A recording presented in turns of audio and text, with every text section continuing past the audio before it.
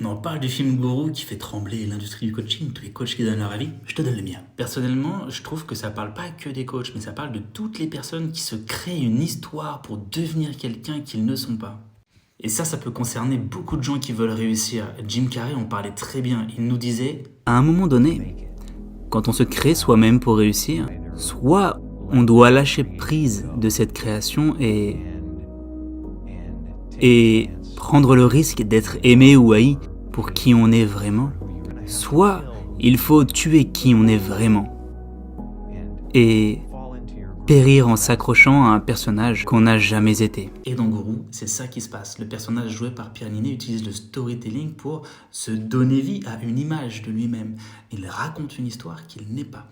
Et ça va le conduire à mentir à sa femme, à ses proches, mentir en direct à la télévision, pour ceux qui ont vu le film, parce que une fois que tu t'engouffres dans un mensonge, tu es obligé d'aller encore plus dedans pour ne pas remettre en question l'identité que tu as façonnée, mais qui n'est pas réellement toi. Maintenant, le lien avec le coaching. Tous les coachs sont animés par l'archétype du magicien, en grande majorité. Et dans l'inconscient collectif, un coach, quelqu'un qui nous accompagne à nous transformer, c'est l'archétype du magicien. C'est pour ça que tu dois t'intéresser aux archétypes, parce que tu vas comprendre ce que dans l'inconscient des personnes à qui tu t'adresses, tu renvoies comme image. Certes, un coach dans l'archétype du magicien, dans la lumière, il va renvoyer un beau mentor qui va nous permettre d'avancer. Mais entre mentor et menteur, il n'y a pas une grande différence. Dans l'ombre du magicien, certes, il y a la manipulation et il y a le mensonge. Et le personnage de Pierre Ninet s'engouffre là-dedans.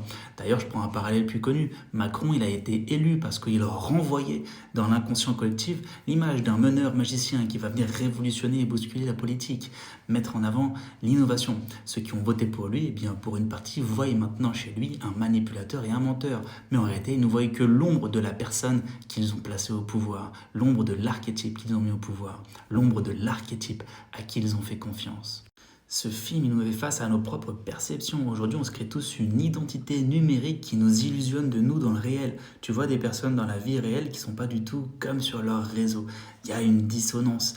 Et c'est ça la vraie problématique du 21e siècle. C'est qu'on se crée une identité qui est parfaite, même dans cette authenticité qui est prônée à nos jours. Dans une prise authentique, on refait la vidéo 50 fois pour que ça corresponde à un idéal d'authenticité. Donc c'est sur ça que devrait vraiment nous questionner le film. Quelle est l'image que j'ai de moi, qui je suis vraiment et comment je l'incarne dans la vie de tous les jours.